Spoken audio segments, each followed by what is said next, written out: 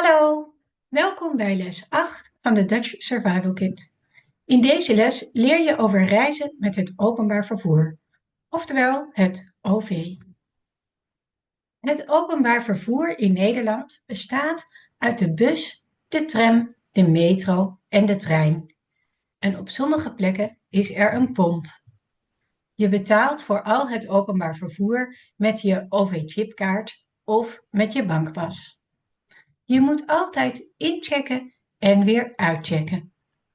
Bij de bus en tram moet je elke keer dat je uitstapt uitchecken. Dus ook als je overstapt naar een andere bus of tram. Bij de metro en trein hoef je pas uit te checken aan het eind van de rit. Als je overstapt, hoeft dat meestal niet. Maar let op bij de trein. De meeste treinen zijn geel met blauw.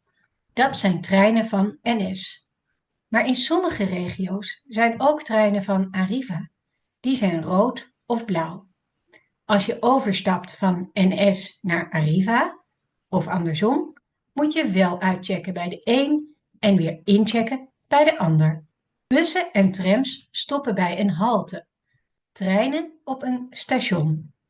Bij de metro kan je zowel halte als station zeggen. Elke bus of tram heeft een nummer. Je zegt lijn plus het nummer. Het nummer en de eindbestemming staan op de voorkant van de bus of tram. Het nummer staat ook op de zijkant en de achterkant.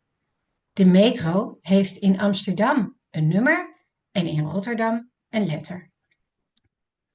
De metro en trein stoppen altijd op een perron. Bij de meeste perrons zijn 2 sporen. Elk spoor heeft een nummer. Bij de metro is dat nummer niet zo relevant, omdat er meestal maar 2 perrons zijn. Bij de trein moet je wel weten op welk spoor je trein stopt. Op het station staan borden, maar er zijn ook apps waar je deze informatie kan vinden. Er zijn veel apps om op te zoeken wat de beste route is. Ik gebruik Google Maps, de app 9292 en de app van NS. In de app van NS vind je ook informatie over bussen, trams en metro's.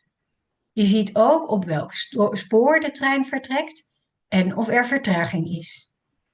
Ongeveer 90% van de treinen rijdt op tijd, maar er is dus kans op vertraging.